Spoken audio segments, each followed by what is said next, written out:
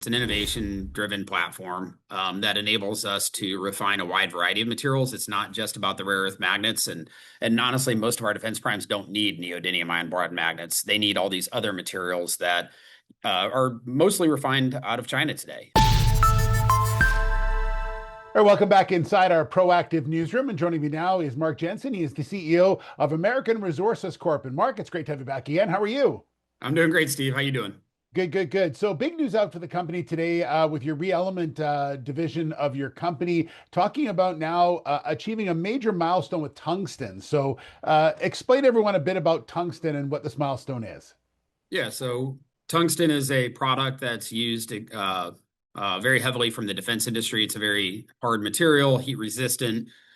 We got approached by a couple different commercial defense primes that needed this product because it's no longer available in the United States.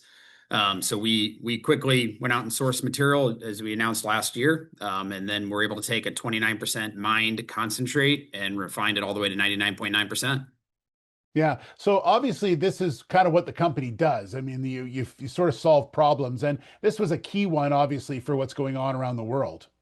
Yeah, so if you look at our platform, it's an innovation-driven platform that enables us to refine a wide variety of materials. It's not just about the rare earth magnets, and honestly, most of our defense primes don't need neodymium iron boron magnets. They need all these other materials that are mostly refined out of China today.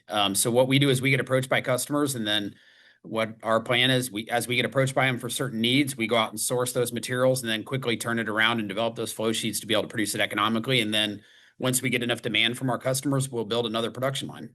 Yeah, and that's the key to this, because right now in your Marion facility, you're not doing tungsten, but there is the ability, as you mentioned, because of the size, to add stuff in as it happens.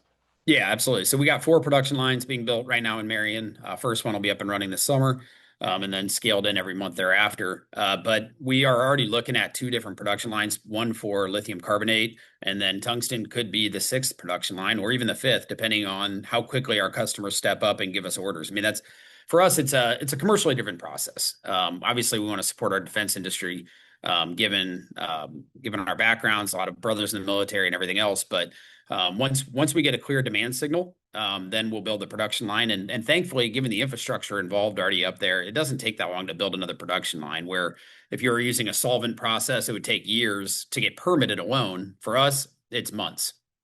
Yeah. So when you say that the need for tungsten, and then you'll start the commercial line, what does that mean exactly? Like, how much would you have to get orders for in order to make it viable for you to start something like that? And as you mentioned, it's not available in the US right now, so it obviously is coming from elsewhere, I would imagine.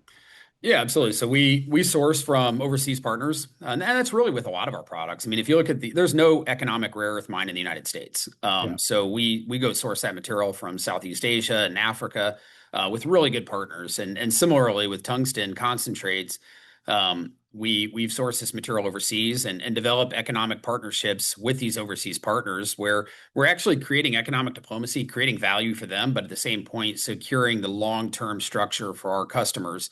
That's really how it works. It's not about fluff. It's not about announcements. It's about solving real problems and doing it at a cost structure that people actually want to pay for. Nobody wants to pay inflated prices. And if we're doing that, we're going to get shut down in a few years.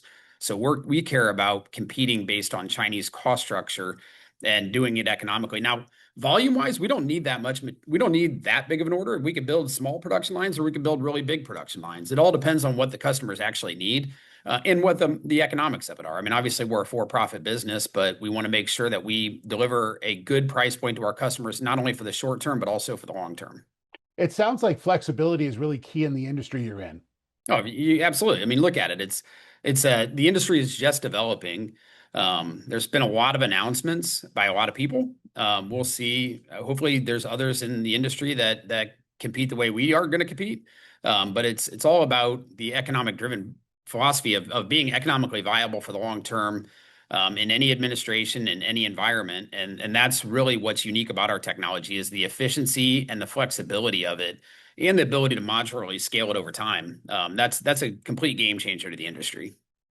It makes a lot of sense. Well, congratulations on this. Excited to see how this sort of all plays out over the next months and years to come. So, Mark, thanks very much. Real good update as always. Excellent. Thanks for having us on. All right, Mark Jensen, the CEO of American Resources Corp.